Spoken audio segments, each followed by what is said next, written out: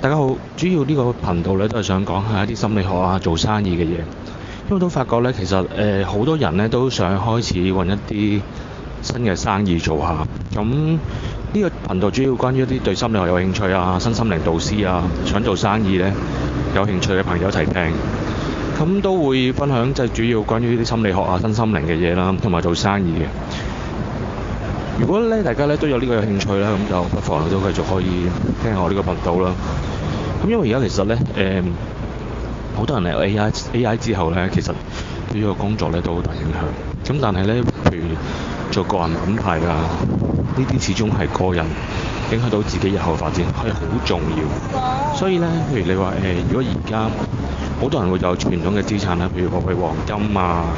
股票啊、樓啊，咁呢啲係傳統資產。其實